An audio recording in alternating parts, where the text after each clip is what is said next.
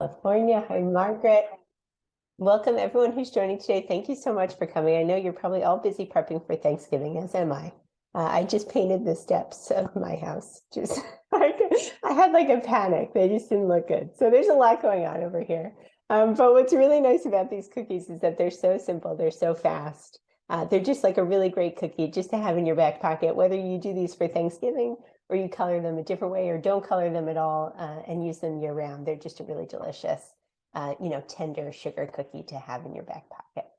So I'm very excited to be with you today. If we haven't met before, my name is Katie. I'm a pastry chef, former bakery owner, former restaurant pastry chef, who's now I teach these lovely classes here with Michaels. I do feel better. Thank you, Maria.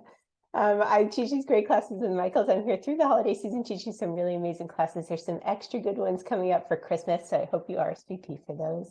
Hi, Laura Lee. And I'm just excited to be with you guys. So I'll give you a lay of the land of what I'm working with today. These are all pantry staples, essentially.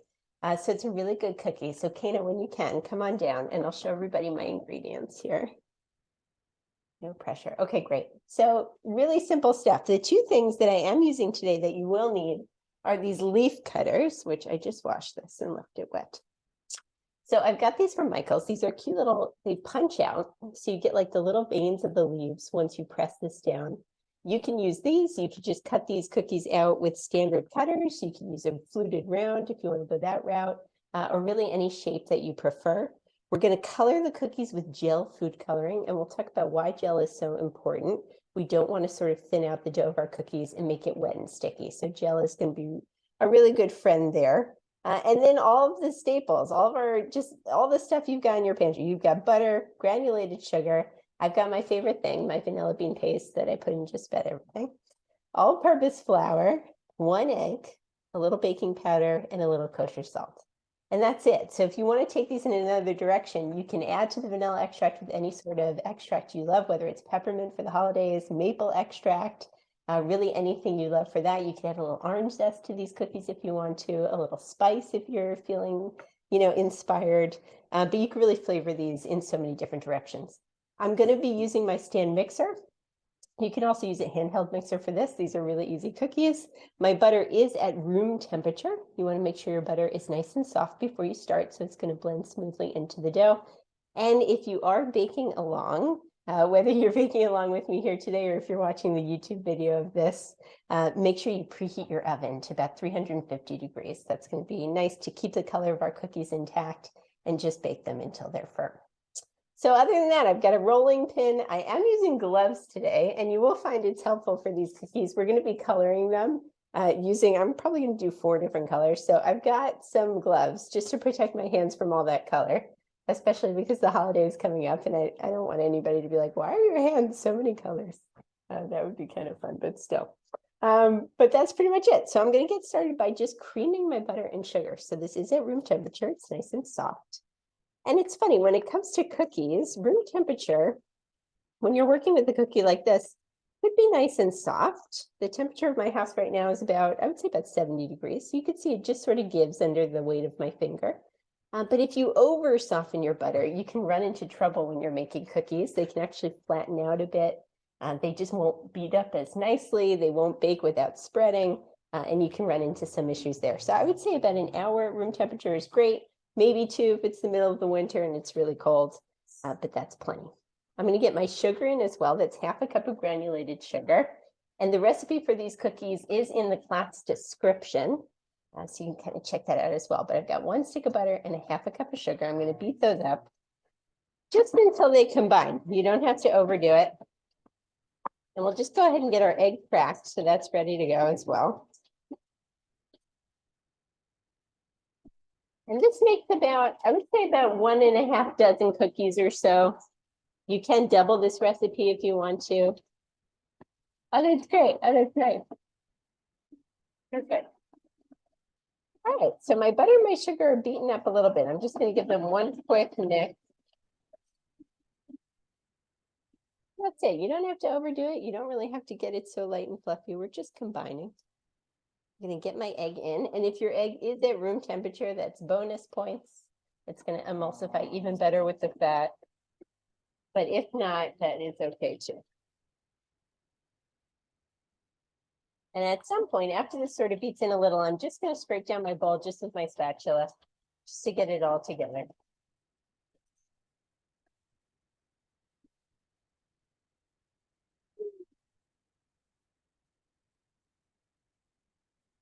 Before we go too far, I'm just going to scrape down any of that butter that's sort of hanging around the bowl.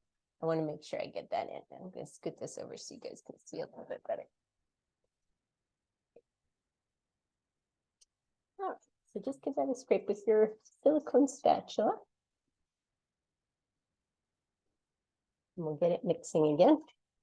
You want that to be pretty smooth.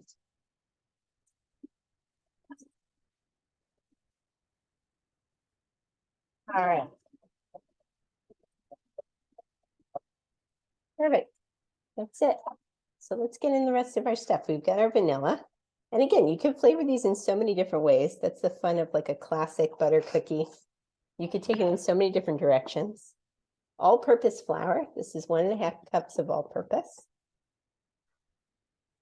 I've got, I believe it's a 1/4 teaspoon of baking powder and a 1/2 teaspoon of kosher salt. And make sure you are using kosher salt. If you're using table salt, you can actually have that quantity. And we're just going to mix until it combines. We don't want to overdo it because we are going to do a lot of mixing once the color goes in. And in the meantime, I'm going to prepare myself with my gloves. You could see it just starting to come together as soon as the dry stuff disappears. 5, 4, 3, 2, 1. That's it. That's all we want to do. Don't worry about the dry stuff around the bowl. We're going to scrape that down, but we don't want to overwork it, because if you overwork cookie dough, that's where you develop gluten and you end up with rubbery cookies instead of really tender ones. And especially since we're going to work it so much with all that gel color, we want to kind of err on the side of undermixing a bit. Now, however you want to protect your surface, we are working with a lot of color. I love a silpat for this because they're just so easy to kind of clean off and work with, but you could also use parchment paper. You could also just go right on your countertop if you prefer. Nice clean countertop, that would be fine too. I'm not flouring my surface at this point. All I'm doing is scraping everything down, getting all my dough together, and then we're going to divide it up and color it in a few different ways. And these are going to make really cute leaf cookies. All right. Perfect. All right, so out it comes. And it should be pretty crumbly if you've done it right. There's no need to, create a ball or anything like that. Don't overdo it. Just bring it together. So we are going to knead this a little bit. I'm going to mix it out of the way here. So we're done with that guy. And here's where you can have fun. So you can color this in, just a single color. I'm going to do 4. I've got yellow, orange, red, and purple. So sort of your classic fall colors. So I'm going to just divvy this up into 4 sections. And I'm just eyeballing. I'm going to make a little well, just so my color isn't going to escape. And let's go in. It was 1.5 cups of flour, Maria. 1.5. So depending on how vivid you like your colors, you could start with 1 drop of color. You could do 2 drops of color. I'm going to go light today. I'm going to be serving these to 3 4-year-olds. The 3 4-year-olds. I don't want to overdo it on the color. It just doesn't seem like a good idea. I'll just do a light coloring. So if you work in terms of color order here, I'm going to go lightest to darkest. You don't have to change your gloves, which can be very helpful. So all I'm going to do is kind of fold it and work it just until that color shows through. You can leave these a little bit marbled if you prefer, or you can go all the way. And if it does start sticking or giving you a hard time, it can be helpful also just to have like a little bench scraper or spatula just to pick it up. So you can kind of work with it a little bit. You see, I've got like a pale yellow going on, nothing too vibrant. You can also use natural food coloring for this if you prefer. Anything you like. But that's perfect. So that's 1. That's our yellow. We're going to get into our orange. And once we're all colored here, we're going to marble these together to sort of just create this like nice fall leaf pattern. Get a little creative. This is sort of the same method you would use if you were making like candy cane cookies, things like that. Yeah, look at these nice pale colors going on. It's pretty good. I like this. I like that. Not overdoing it. And if you do have white spots, don't worry, it's all going to come together. Oh, I almost skipped a purple. All right, so this is my red.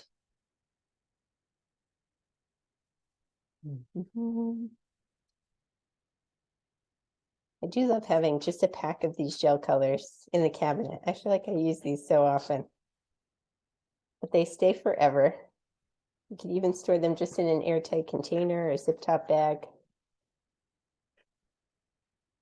They're really fun. All right, so this nice red. That's kind of pretty. And our purple. And I did mention this before, but which one is this? This is the Satin Nice Purple Violet. It's such a nice purple because it's not blue. I find in so many purple gel colors, they come out blue, which is always so frustrating. Then you got to add some red to kind of balance it out. But this is like a beautiful violet.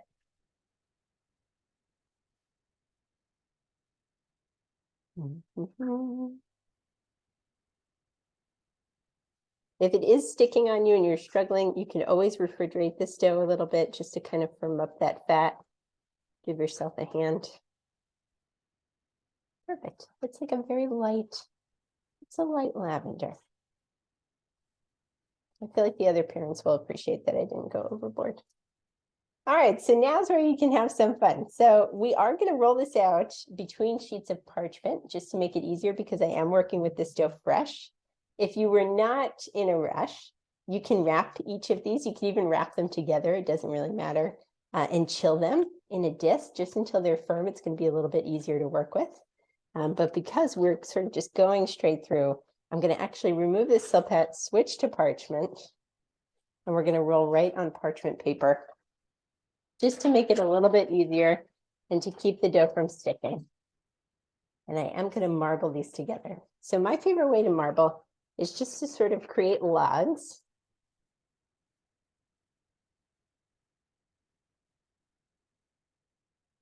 I've got my yellow, got my orange, got my red.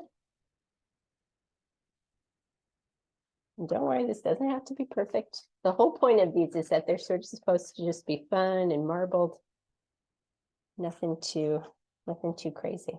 So I've got all my beautiful colors. I'm going to kind of roll them up a little bit here. I've got this fun log, and I just like to give it a twist. And that's it. I've got this really fun log of color. So if you're not working with sticky dough, you can just roll this out on a floured surface. There's no need to use parchment. But because we are doing it this way today, I'm going to just press this down a little bit. Flour my dough. Yeah, I can actually take these off, which is nice.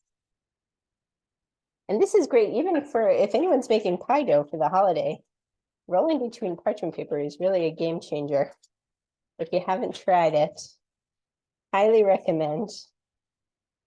It's also really easy. If your dough gets sticky, you can just pop it on a baking sheet and put it in the fridge.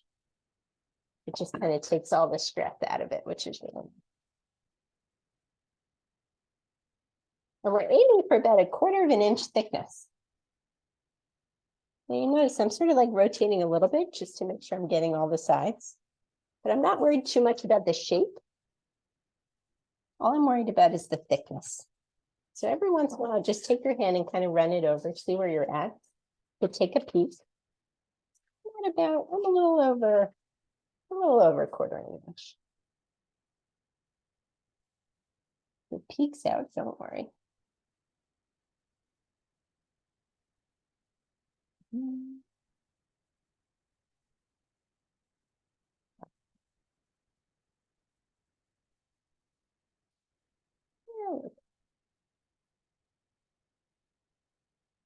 The beauty of parchment is that I didn't need to worry about it sticking to my table. All I'm going to do is unstick it. And I've got this fun marble of dough. Now, the one thing you don't want to do is go ahead and cut these like this, because there is a chance that the other side is sticking. So I'm going to now flour this side and flip it and just undo the other side, just to make sure everything is unsticked.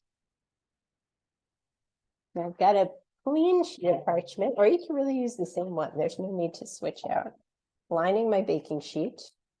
I'm going to put these colors away so they don't dry out. And I've got my cutters. And what's fun about these is, obviously you've got the leaf pattern, but then also you get like all these little veins in there that make it so fun.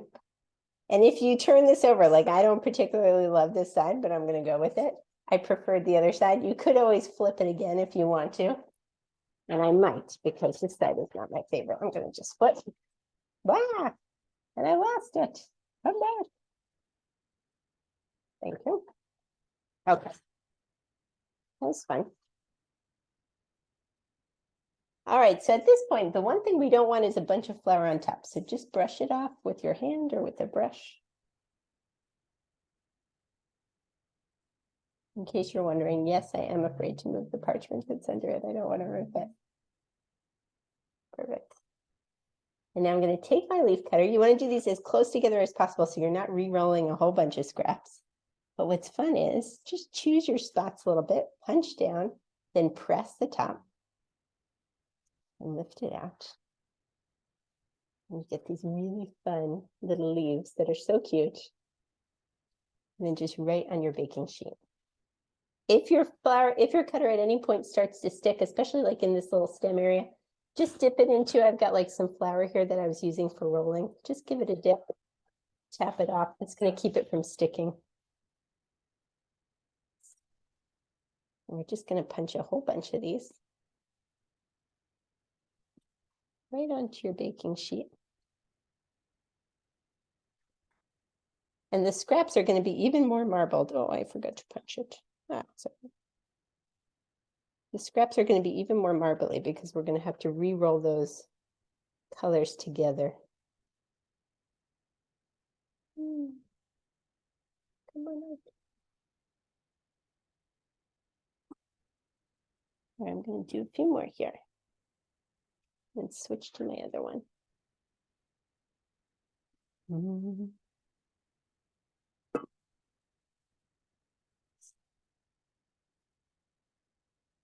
It'd also be fun with like red and white, red and green. You could do Hanukkah ones, blue and white. Have a lot of fun with these. I want some of these red ones. All right, now we'll switch to this guy. So I've got this nice maple leaf.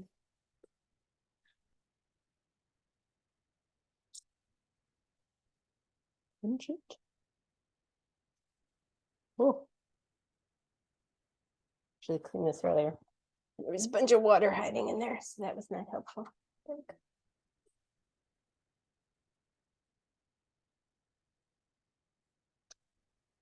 There we go.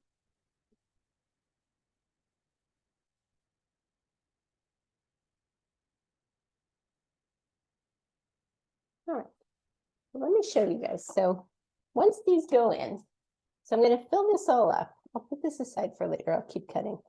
But once these go in, you're going to bake them just until they're set and firm. It's going to take about, depending on the size and the thickness, anywhere from 8 to 12 minutes or so. And they bake up really nicely. And with your scraps, so just gently kind of collect all of your scraps you can imagine. And to avoid really muddying the color too much, just sort of lay them together just a little bit, just give them a press. And then you sort of have a nice marble going on still. A gentle roll, and they'll come back together. I'm going to set this aside because I have some that are already baked. I'll put you aside for later. And I think I'm actually going to do some circles with those, so we could do some like turkey as well for the holiday. And when they come out of the oven, you don't want too much color. So the beauty of baking at 350 is that they don't get too brown. You just get these really fun, nice cookies. They're nice and firm. just like that. And all we're going to do is dip these. So I've got some leftover candy melts from last week when we did the pumpkin spice bombs. So I'm going to do some of that. We'll also talk about a quick temper, how to quickly temper some chocolate. We'll dip in chocolate as well. And we'll just have these really pretty cookies. So let's grab our candy melts, put this aside.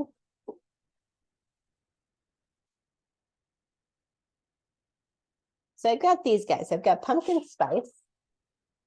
And I'm going to pop this back in the microwave. It's been sitting at room temperature, so it's sort of hardened up again. And I've also got some chocolate. So this is just dark chocolate. These are like little chocolate, call these pistoles, like little chips, but they're a high quality chocolate. And whenever you're dipping with chocolate, obviously chocolate chips, they have a little bit more of a difficult time melting properly because they've got all the stabilizers in the mix that sort of keep them from melting purposely. You don't want chocolate chip cookies necessarily with big puddles. Maybe you want specific chips. So it's good to either work with bar chocolate when you're melting chocolate for dipping, or any sort of high quality chocolate that has a good cocoa butter content. That's going to melt really nice and smooth and be really easy to work with. And the one thing you don't want to do is melt these all the way. So when we're melting chocolate, there are a few ways to keep it in temper.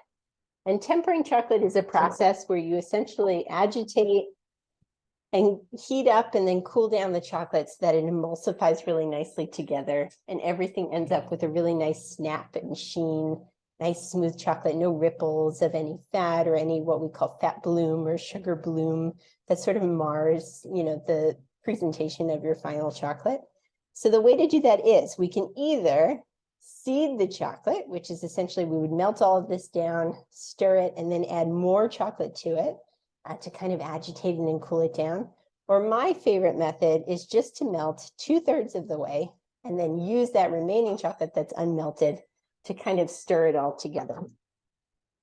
So I've got my candy melts here. Let's take those out first. So I just took this out of the microwave. You can see it's really smooth, but candy melts do tend to be a little bit thick.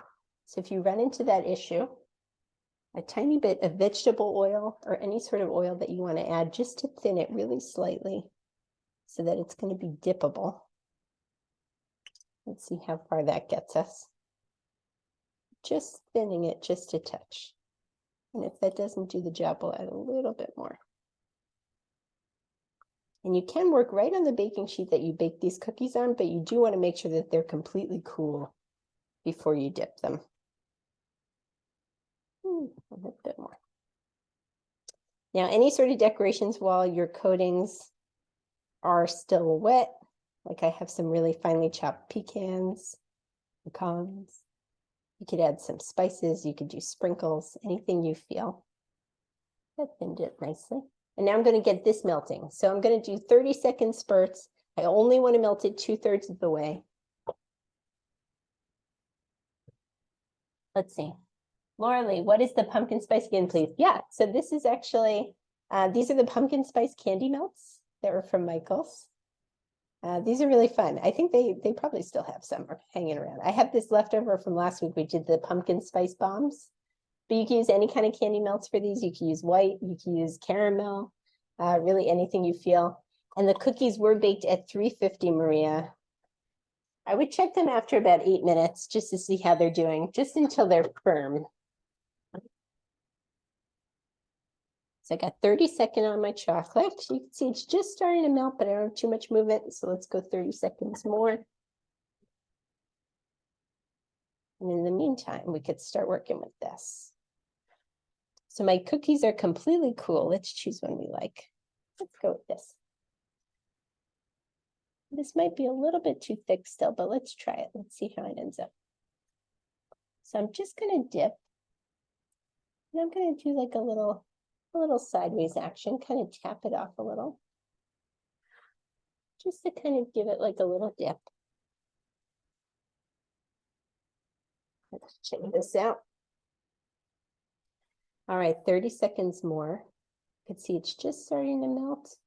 Let's give it a little bit of a stir to see where we're at. My melted chocolate always gets hard, even if I add a little oil. Are you using chocolate chips is the question.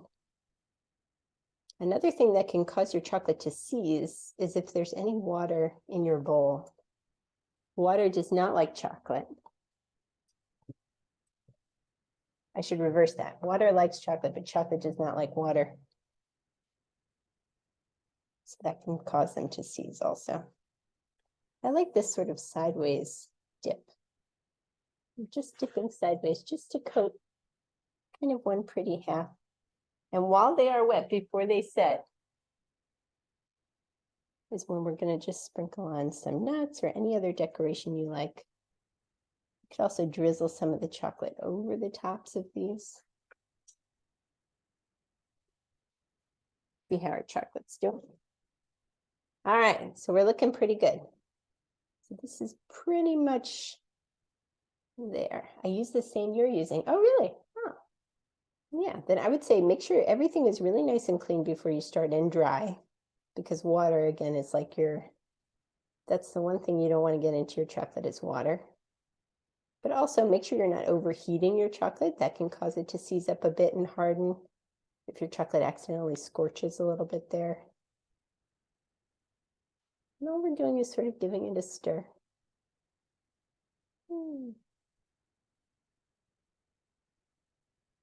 I'm right. Oh, good. Okay. And what's nice about using chocolate, look how smooth this is. This is lovely. It's gorgeous. All right, so I'm going to go ahead and dip some of these in chocolate as well. So it's up to you how do you want to dip. And if you have a deeper container, you could dip the entire cookie if you want to. You could just dip a portion.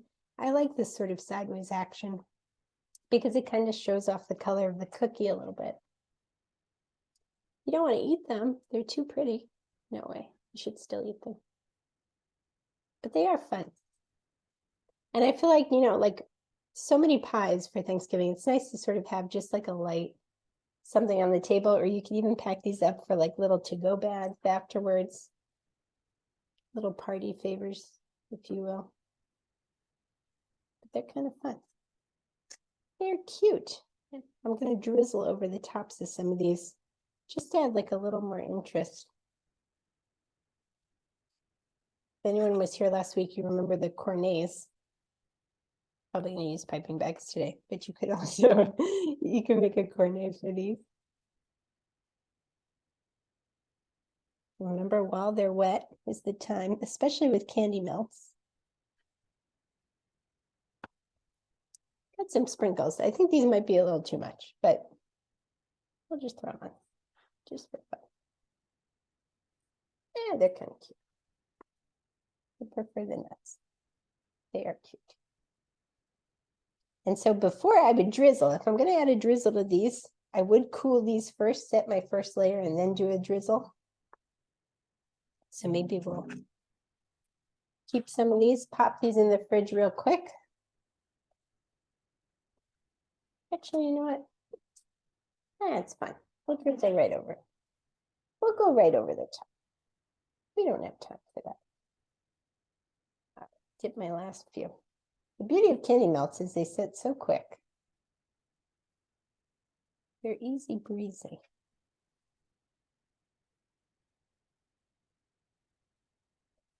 If you are storing these, so once they're set, you want to make sure they set completely, and the candy melts will do that pretty fast at room temperature, but the chocolate, you might need to pop them in the fridge just to kind of set them all the way.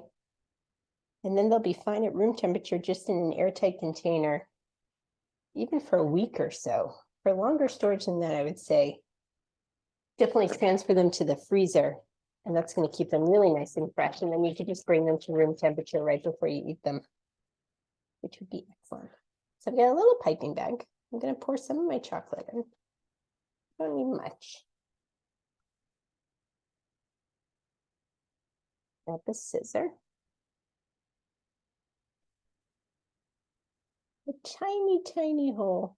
I'm just cutting a little tiny guy. And then over my candy melts. Let's make sure this is nice and open here. There we go.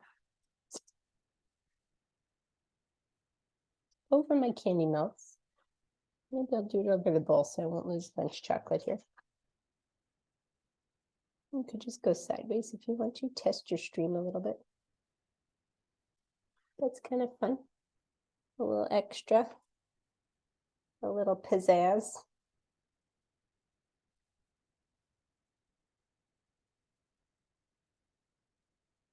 Really cute. Like that. And that's pretty much it. It's a very simple cookie. How you guys feel? Any questions? Any thoughts? What are you making for Thanksgiving? Tell me about it.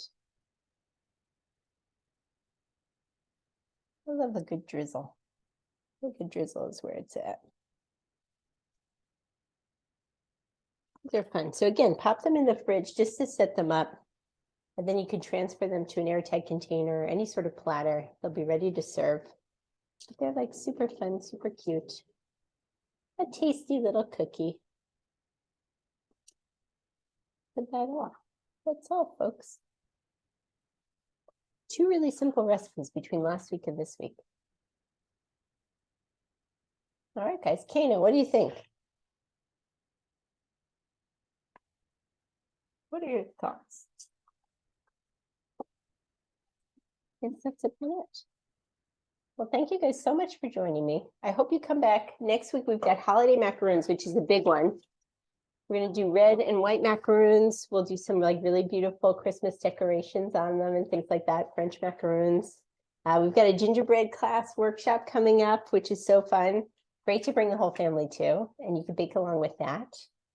Oh yeah, temperature and oven and time. So 350 for about 8 to 12 minutes, depending on the thickness of your cookies. If they're about 1/4 inch, just check them until they're firm to the touch, then they'll be ready to come out.